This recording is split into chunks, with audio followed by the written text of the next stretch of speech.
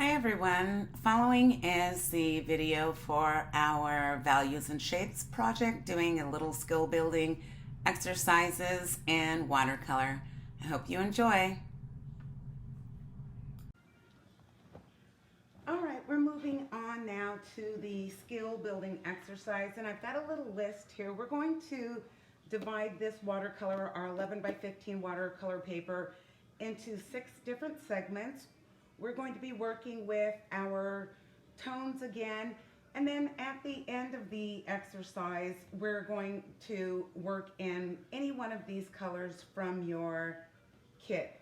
So that is the bonus color, and that is getting us ready for the portrait project, where you do have the option of adding a bonus color to your 5-value portrait. So let's go. You're going to need rolls of tape, or a roll of tape actually. So you can either use masking tape or painter's tape like I've got here. Those are interchangeable in this project, masking or painter's tape. You can also use artist tape. And the key difference here is that with artist tape, that is basically an acid-free adhesive. So whereas the acid in these, or rather the adhesive in a painter's tape, it has acid in that. And what that means is that across time, you'll see that it will eat into your paper. And that's like maybe the time being maybe 10 years, something along that level. So you don't necessarily have to worry about it for the purposes of this class, but mostly I'm just letting you guys know, because this is about getting educated. So you do want to know that if you are interested in what's called archival properties, you want to use an artist tape, because these have 0 to no acid in there, in the adhesive. So I'm just going to open this here, move this across. I'm pulling out one page, and then I'm going to put this off to the side. Remember, with this paper, there is a side you should paint on, and there is a side you shouldn't paint on. This side has what is called sizing, and I can't swear that it's not through the entire paper, but I can say that my experience throughout the last few semesters with this paper is that you should paint on the side that is the upside when you open your pad. So when you pull your paper out of your pad, make sure you paint on the side that is facing up. And that's what I've done here. So I'm pulling this off and I'm putting the pad away.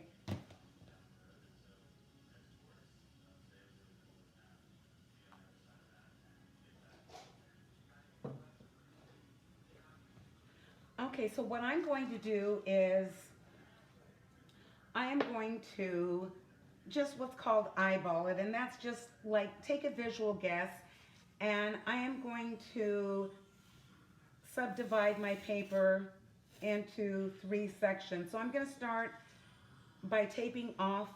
I'm going to tape off all 4 sides, but first I'm going to start by what I found to be a really efficient way to subdivide this into 6 segments is by taking my tape and I line my tape up right with the bottom of my paper.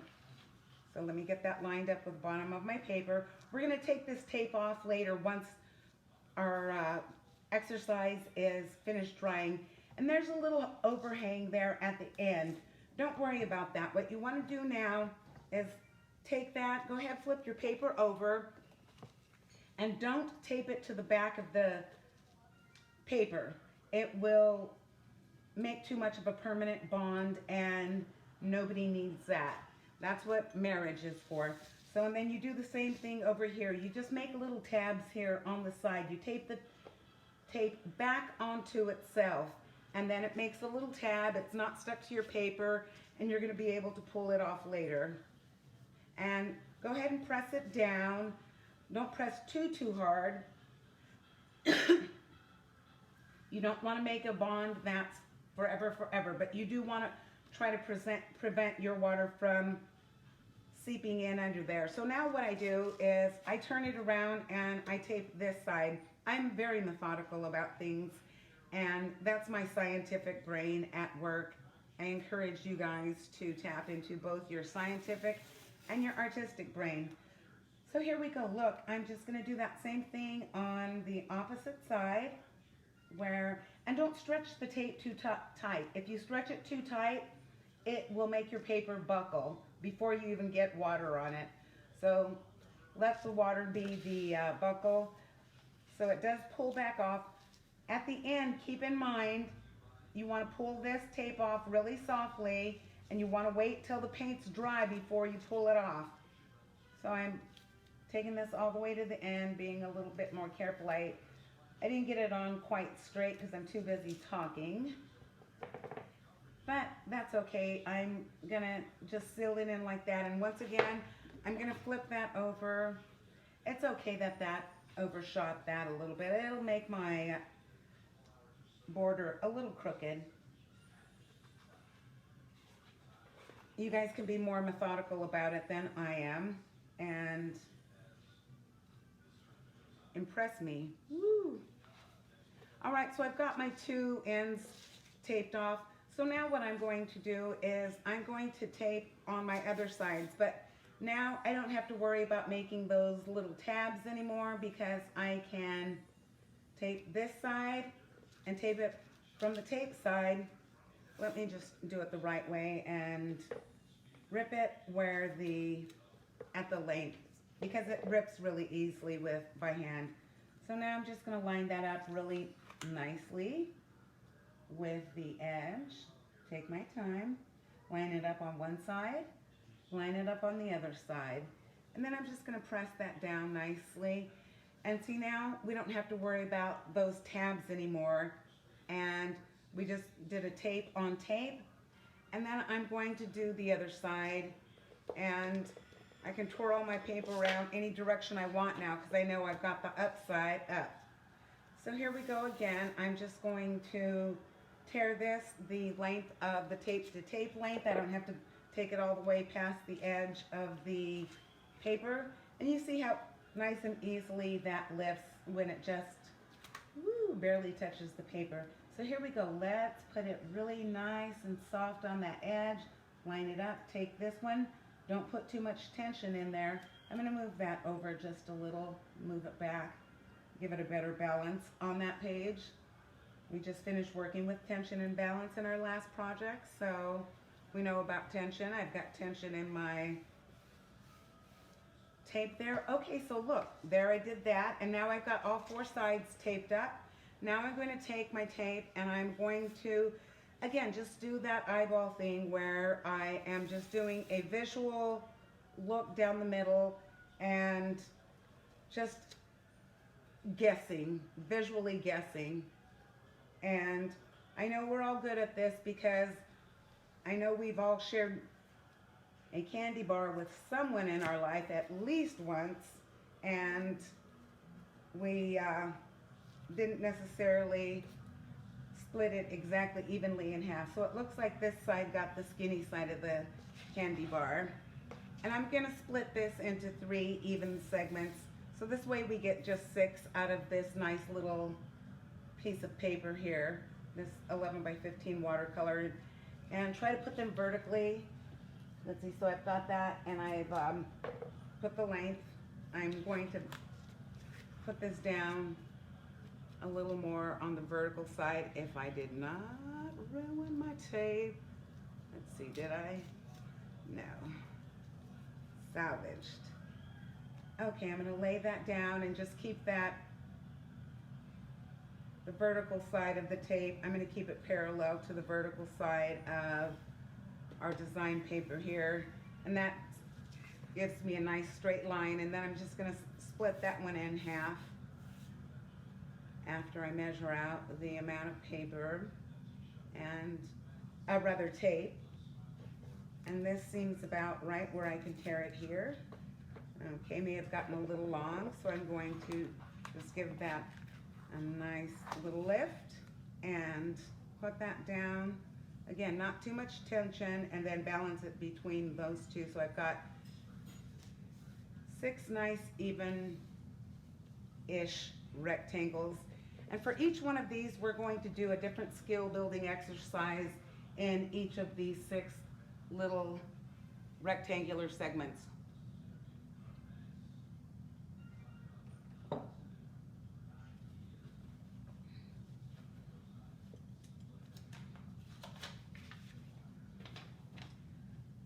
So for this first one here, I'm gonna write on here, and you guys can write on yours, but you don't have to worry about keeping it forever. You'll just understand what you've done with it afterwards. So on this one, we're just gonna do a solid wash.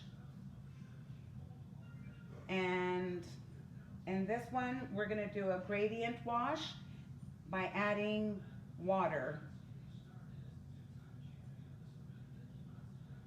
So this is gradient wash.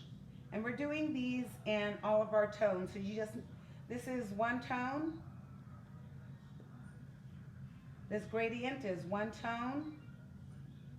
So, and that's any tone you like. You can use black all the way up to a mid-tone gray. I wouldn't go too much lighter, because then you lose the effect of the wash. So then we're gonna do a variegated wash, and we're going to use this one with 3 tones. So this is 2, 3. Let's do a variegated wash here. And this here one. And we'll do that one by using 3 tones. Remember, this is just a skill building exercise, and you're not necessarily going to apply these in your first exercise. You can use the solid wash technique in your first exercise, and then some of these will help guide you around doing shapes, because since this is a value and shape exercise, that's the approach we're taking here. So now for this 4th little rectangle here, I'm going to introduce you to the concept of the bead. And that is a watercolor concept that works with gravity. And then we'll try to play with that idea throughout the semester, and you guys can do as well as you can with that. And I'll be giving you advice in our future videos. So in this one, we're going to do an outline. This is number 4, and this is 5. We're going to do an outline and then fill around the shapes. Outline and a fill. And then this one, we're going to do another variegated wash right underneath the one on top. And we're going to do a variegated wash again here. And we're going to do this with, you can do this with 2 tones, 2 to 3 tones. You can do it with all your tones, 2 to 3 tones. And your bonus color, because remember, we're going to work with a bonus color in our portrait exercise. So let's get started. All of these are going to be working wet into dry technique. I showed you on our last video how to work the wet into wet technique. For the most part on this exercise, we're going to be working wet into dry. So that's why we're doing it with this technique. So I'm bringing back the watercolor pad, because like I mentioned in our last video, it helps if you have just a slight tilt to your paper. And if you can get that, you can make that happen with your watercolor pad. We're artists after all, and so we figure out how to make things work for us. So with this solid wash tone, what I'm going to do is I'm already working with my palette that I've mixed up before, and I've got a couple tones down here that will fill this entire section. Now, building on the information you were able to figure out in our last session about how much paint it took to fill those 2-inch squares, those 2-inch by 2-inch squares. How much paint did it take to fill those? So you want to keep that in mind and think about how much paint it's going to take to fill these rectangles, and make sure that you mix up enough paint to fill the rectangles. So, and that's what I'm doing right now. Remember that in order to get our paints where they can work. All right, now I'm getting a little sloppy here. It might be because they're probably a little far out of reach. And let's see if I can move these around to make them more accessible so I'm not straining myself physically. There we go. So here I'm putting a little white in here, and I'm adding that to that white of the palette that I had before. I'm not entirely concerned that I keep it white if there's a little bit of that gray that comes over, and that's because I'm not going to be using it as a white. I'm just using it to make one of the grays that I feel like making, and I think I have enough of this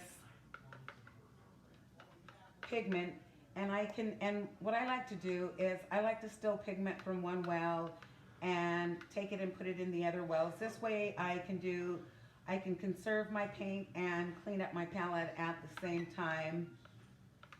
One of my students had asked me, and I love my students. One of my students had asked me, well, Professor, what happens if we get our, I'm putting a little bit more water in the black. She said, what happens if we get our palettes too messy? Well, this is one way you can prevent them from being so messy, is by thinking about that even before you start painting, and figuring out ways to get your paint moved around so you can do both conserve your paint and not have it all over your palette like when you want to clean it off. Because yes, you do want to clean it off if it gets too messy. But then again, remember that the beauty of working with watercolor is that you can always activate it, and if you can activate it, that means you can move it. So then move it to a different part of your palette like I'm doing here. So I've got a lot of this that I'm moving, and I'm going to add a little more water to this because I want it thicker than water, but I don't want it as thick as a syrup. So I'm moving this all over, and we're going to do a solid wash here and use gravity just a little bit to our advantage. That's why we propped it up a little, and we'll talk about that a little bit more when we get to the bead, and we'll do it in a little bit more of a formal way. Now, what I like to do is I like to call this a live edge, and I really don't mean that wonderful live bark that is, you can make tables and wonderful things out of like that. I mean, keep the edge that you paint into, keep that wet. So this looks like a good consistency. I think I can still sneak a little bit more water into it and still have, yeah, that looks pretty good. I'm fairly happy with that. So I'm going to start painting now, and I'm going to paint this mid-tone gray starting here at the top of this rectangle and just move it down. I don't really even care that it's not the same tone as exactly what we're seeing here. I'm just seeing what tone it does leave behind. And what I'm doing is I'm filling my brush. I think I could have put more paint into it, but this is where we are, and I'm just going to move this paint down and try to do a solid wash. And I'm going to do that by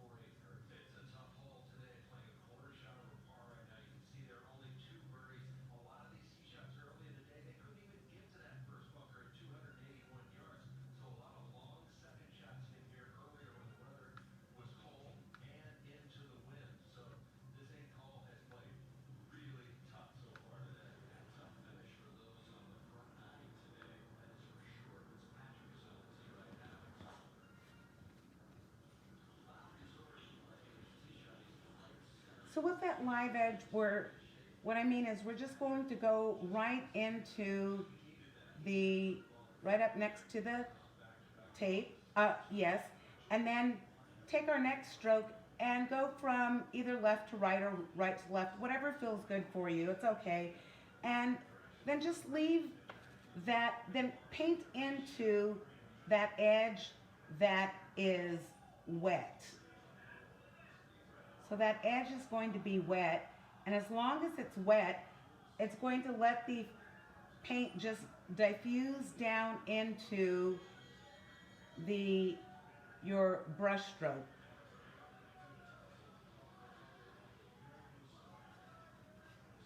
So you want to do a solid wash. Try to get this as even as possible. I'm going back over this because I went a little too fast in my demo. So I'm going back over it, trying to get that a little more even, spread out. And then it's also moving down. So again, like I said, this is not, and then let's try to get the next stroke in. That's still nice, and then feed this into the stroke above it, that edge, and feed that next stroke right up into the edge above it. And there's actually enough paint here that I can drag this down. There's quite a bit of paint here. I'm just going to move down this edge, move that up against that tape, and move that over. I'm going to move that over. And that's going to be what you can do for your solid wash.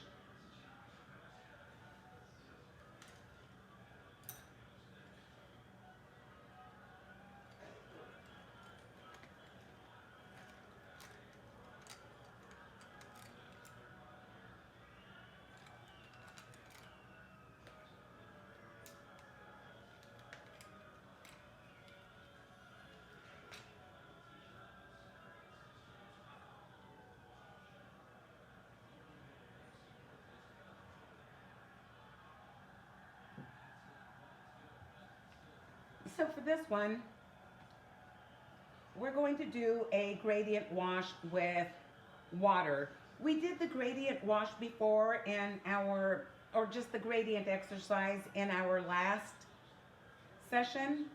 And so with this one, I'm going to show you an alternative way to do a gradient. So an alternative way to do a gradient is going to be by, I'm just stirring my paint around to make it all one tone. By, again, you just using that same type of action where you are moving from one side to the next. I'm going to start at the top of this rectangle and just paint that and move over and paint that, still maintaining that idea of the live edge where I have that. As long as this is wet above me, that stroke that's wet above me, I can blend into it fairly easily and just let the notion of gravity move it down just a little. And now what I'm going to do is I'm going to rinse my brush off, and from this point forward I'm just going to keep modifying that gradient by adding a little more water onto my brush. So I'm just dipping into my dirty water here. The next thing I'm going to do is dip into my clean water. I'm wiping my brush off to help control the amount of water I'm actually using. And then I'm just dipping into my clean water and going right into that edge and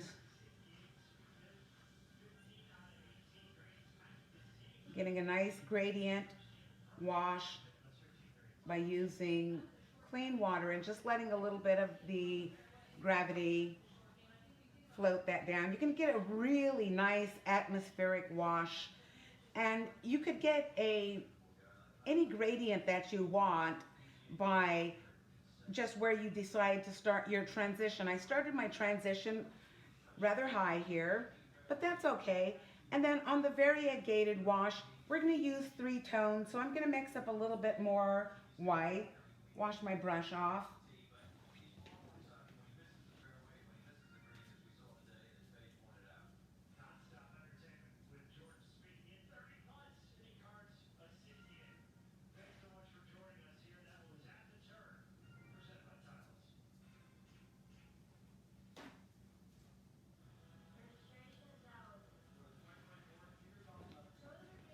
Get some clean paper towels. And I'm going to mix up 3 different tones here.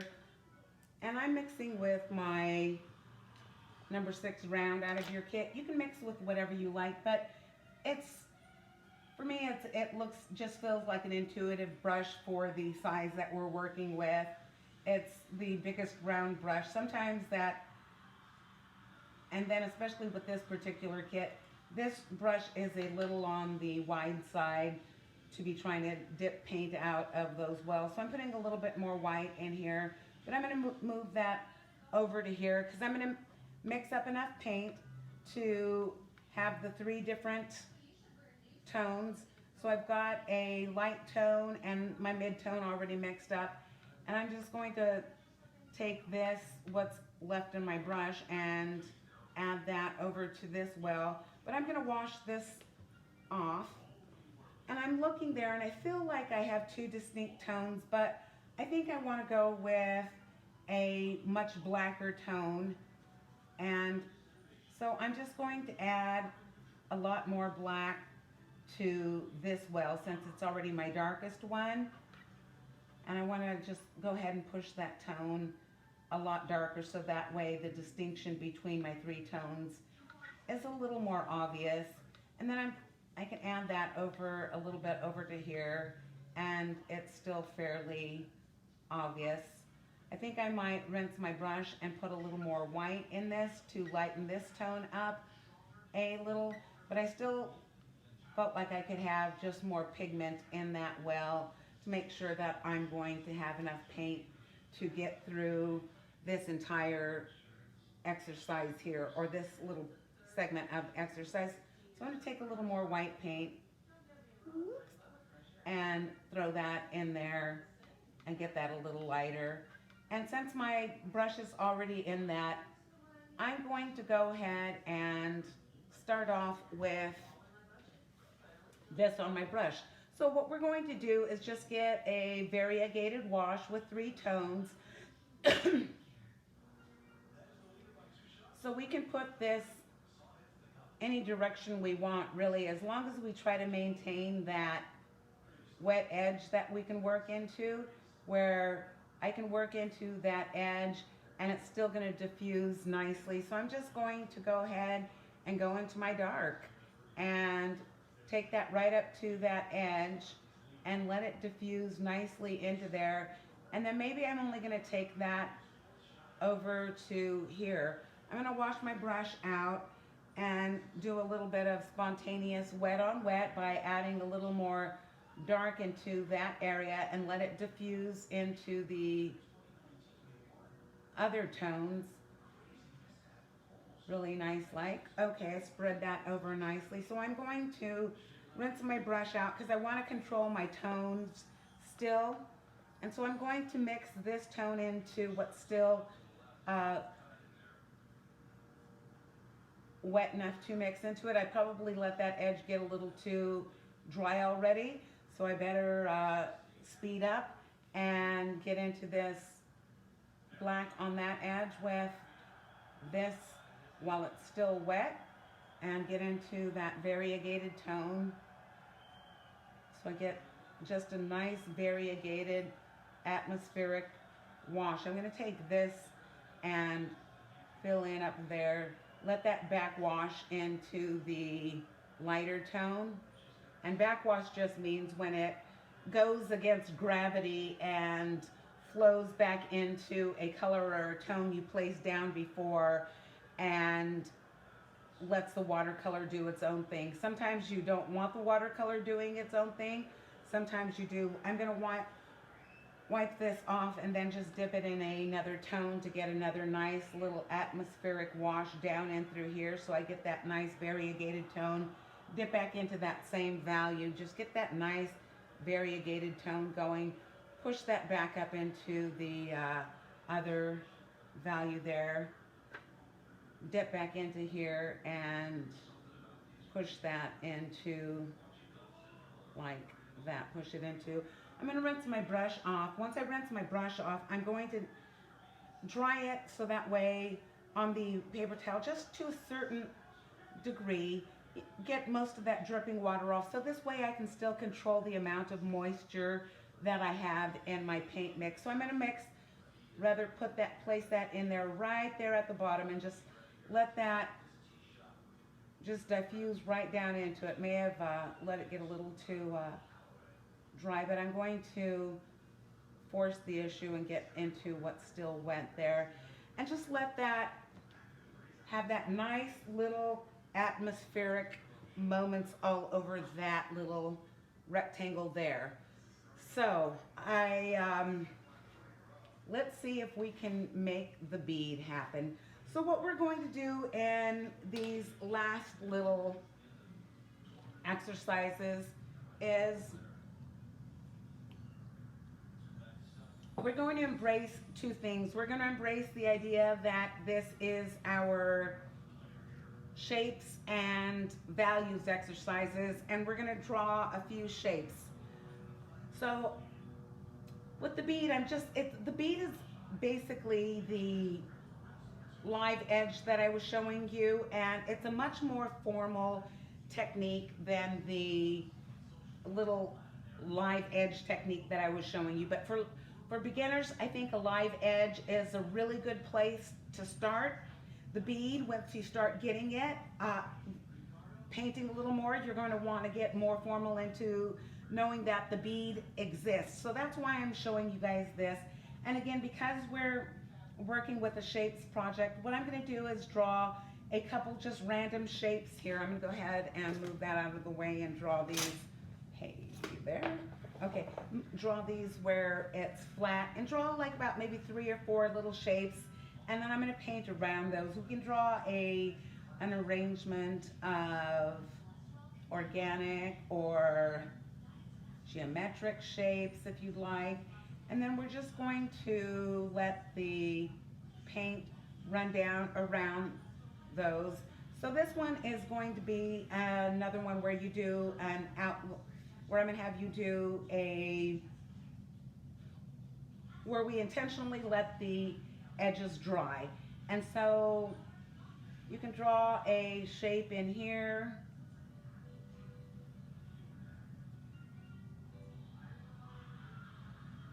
They can join if you want. They don't have to join. Maybe I'll draw another shape in here. Okay, that'll be great. And this one's going to be an outline and fill. Uh-oh, that might be hard for you to outline. And then on this last one, we're going to do a variegated wash like we've done up there with 3 tones and a bonus color. But this time we're going to do it and do it around some shapes that we draw here and stay out of the white area of the shapes that we draw. So let's just draw some shapes here. I'll draw I probably should have made that a little farther over. That's too close to the border. I don't want it that butted up close to my tape. So I'm going to move this back over here now and go up here, come down here, and make something of a organic geometric shape. Then I'll do another little circle down here, and I'm going to avoid putting paint in those, but I'm going to have a bonus color. So this one, the bead is just going to be with one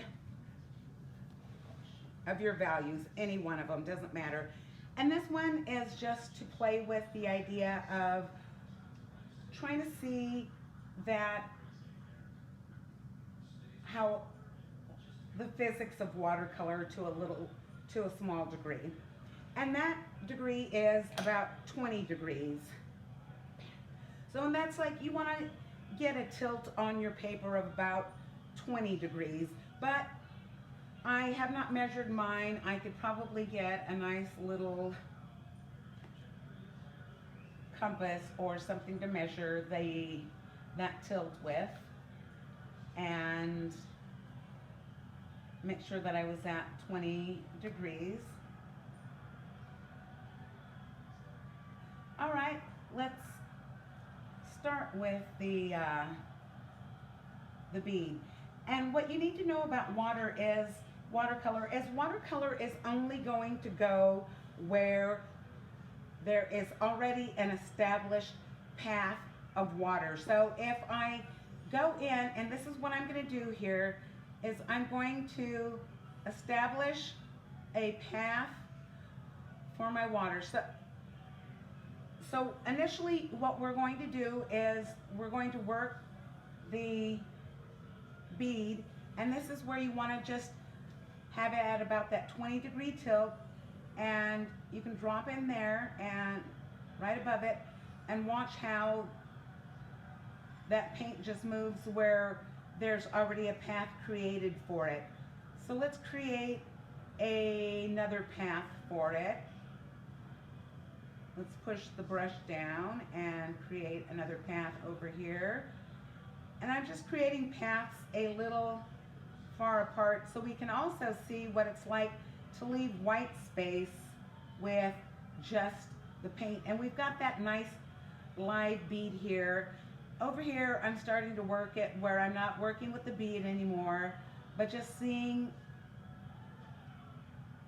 the value, that paint right up to the edge of some of my shapes, seeing if I can manipulate what I have there right around those shapes.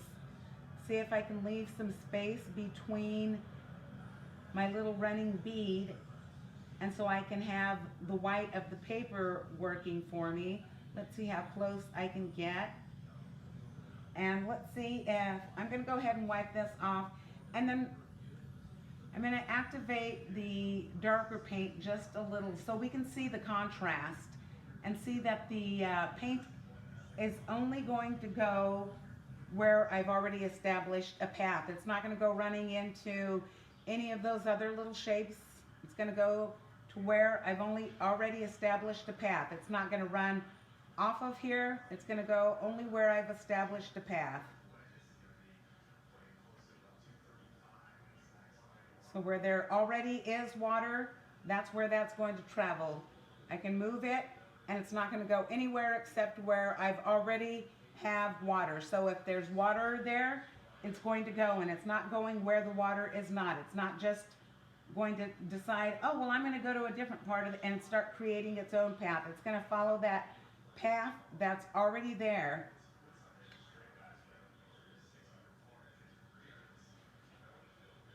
So just dropping that in, you can see that how true that is.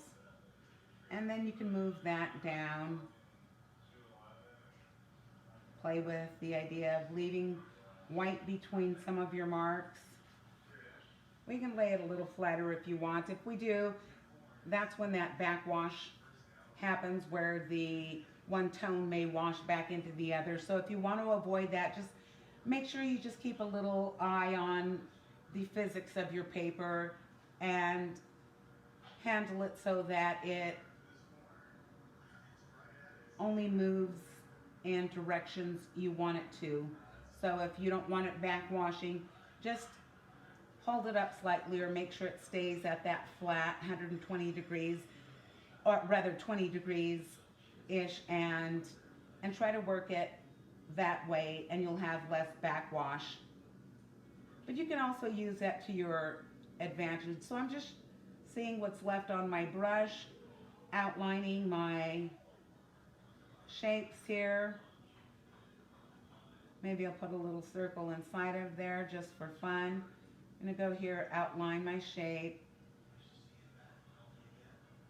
So it looks like that's drying up already. And so I think that's going to be enough. Maybe I'll play around with what's left on my brush just to see how close I can get some lines and still leave the white of the paper.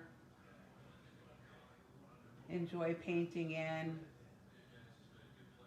Maybe write my initial because, woo. All right, that's enough fun for that.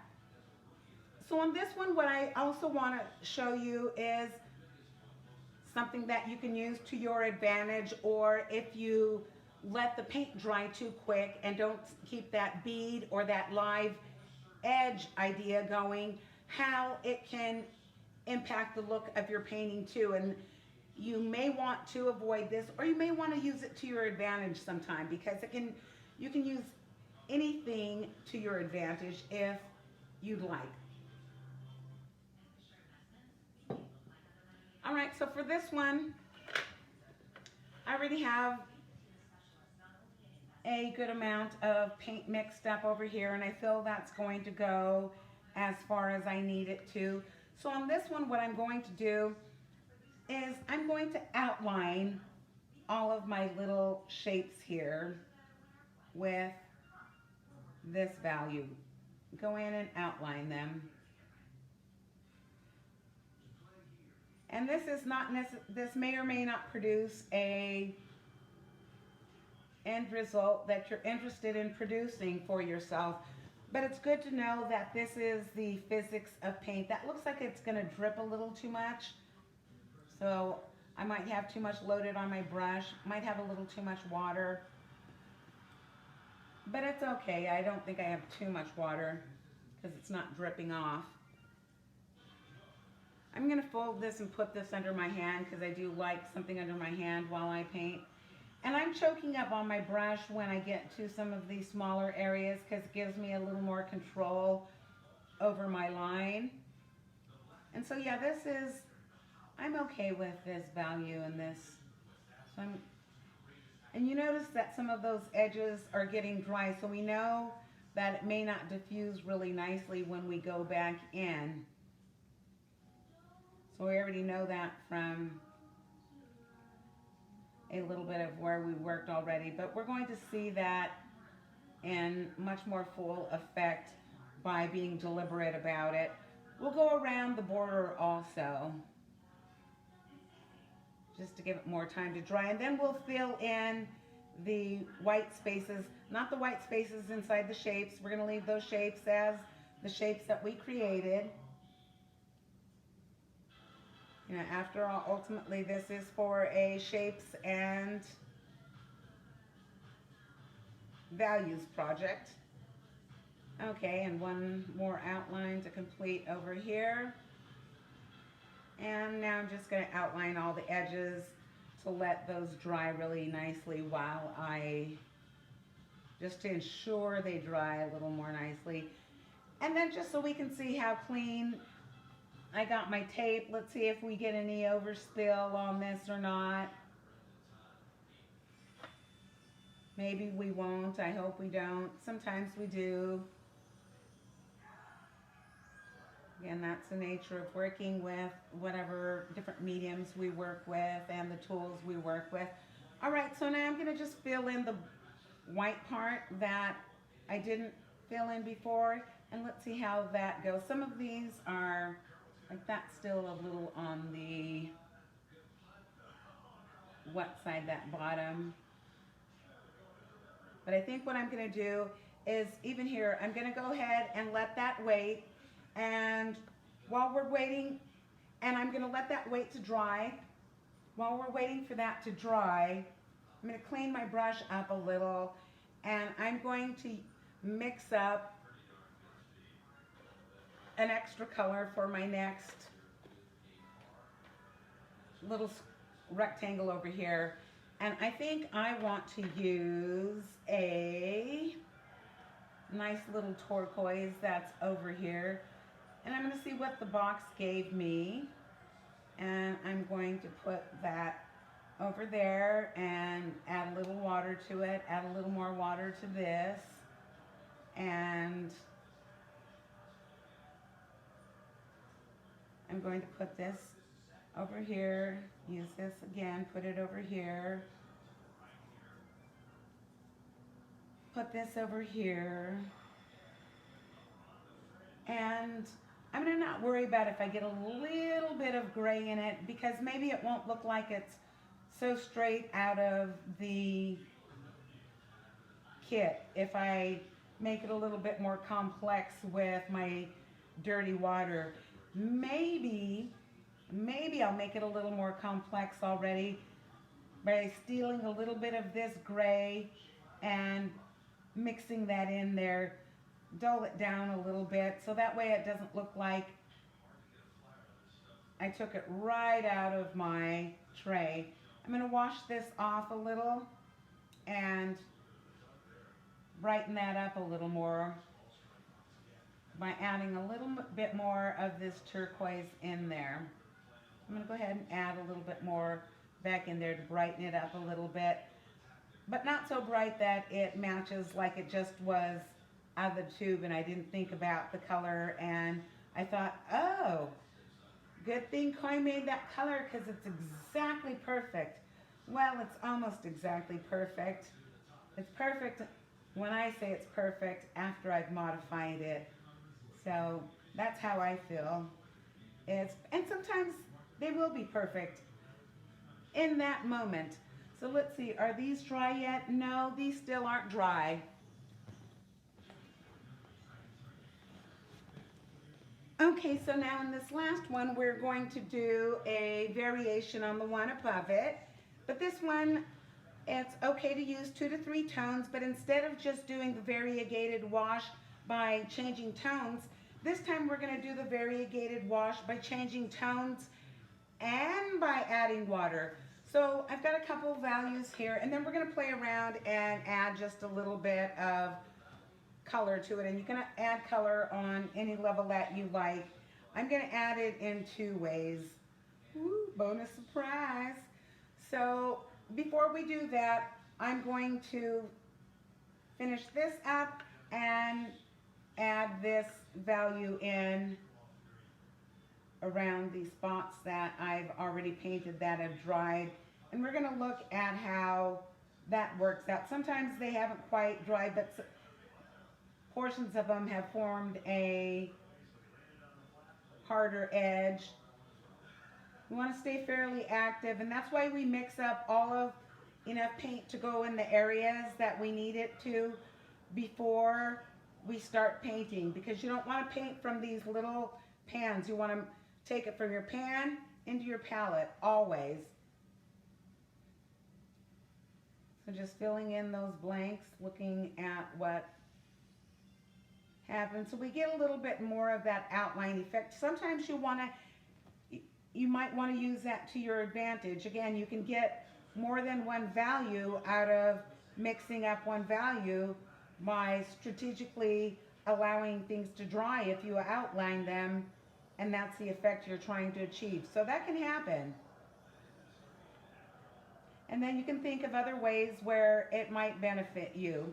You can think of ways where, or situations in your designs that you want to avoid that. So you may want it, you may not want it.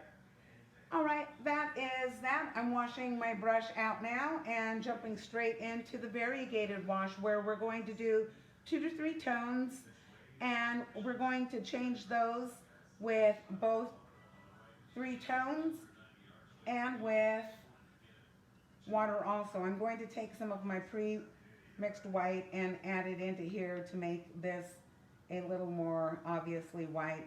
And if I muddy this up or gray this up at this point, that's okay too, because I'm almost at the end of this session. So now I'm just also in the act of cleaning my palettes up at the same time.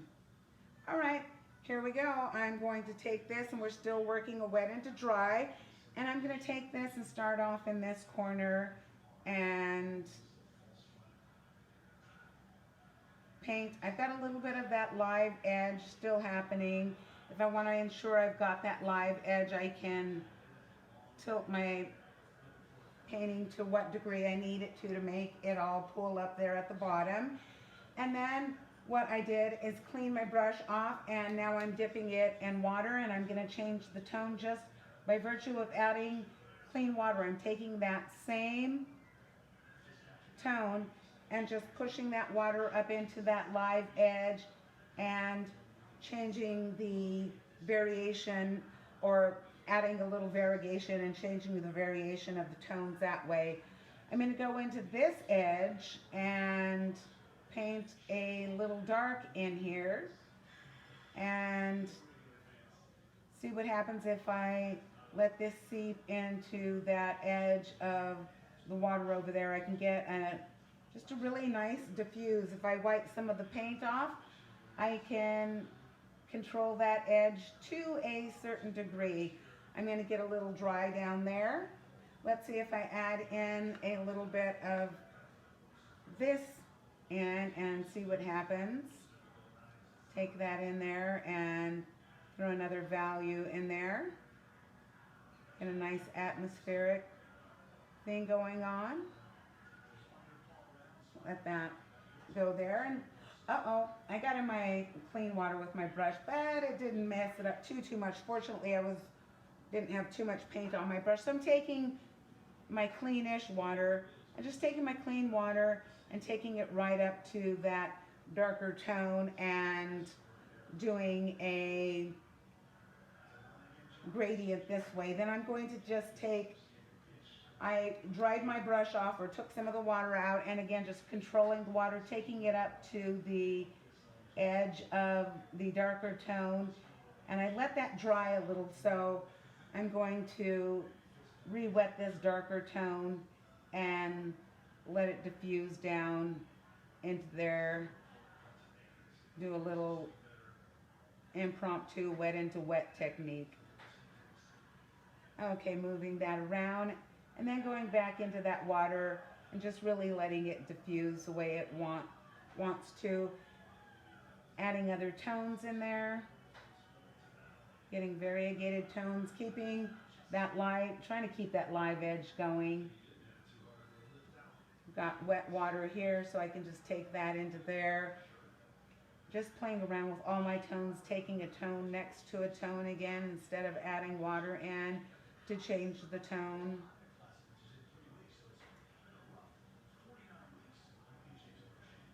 Taking it in, this is still a fairly small area, so we can work fairly quickly in this loose style and keep our edges live or keep them wet with a fair amount of ease. So all of these are still wet. I'm taking this lighter tone, mixing it down into it, taking it right up to the edge of my shapes, going around, taking it up to the edges that I've already worked. I'm going to wash this off a little, go with a little bit of diffusing that with water. And it doesn't matter when I decide to add this in, but I decided to go in with my tone, with my color, mostly down here in this corner. And I'm going to go around, and I can't wait till I get to where it diffuses into this water here. And so I'm just going to diffuse mine from one side to the next with a little bit of water, taking this in here and diffusing that into what's there, leaving a little bit of the white of the paper just to see what that's like. And just because I like to, I'm going to take some of this and I'm going to put it into one of my shapes.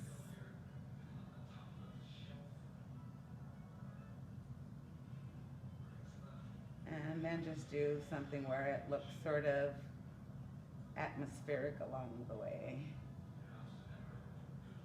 Okay, and I think I'm happy with what I've done, and that is our exercise. We're going to let this dry now, and after it dries, we're going to let it dry for about 15 minutes. If you want it to dry quicker than that, you can you can, I'm lifting some water here. So if you want it to dry quicker than that, you can use a blow dryer if you've got one and just blow dry it. But I'm gonna let this dry for about 15 minutes. Then we'll come back and take the tape off of it.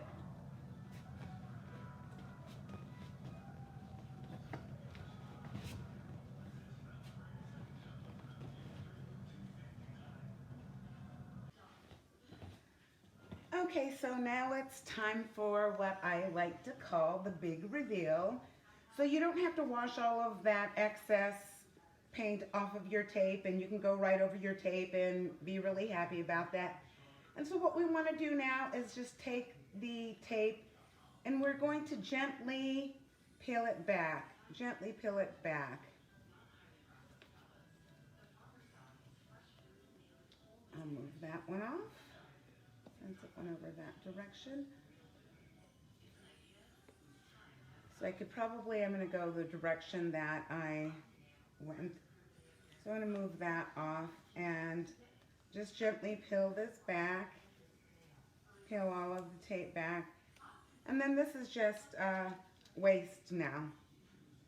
And we're not going to worry about that this has the writing on it, because that was just a guide for us while we actually painted, but we don't need that anymore.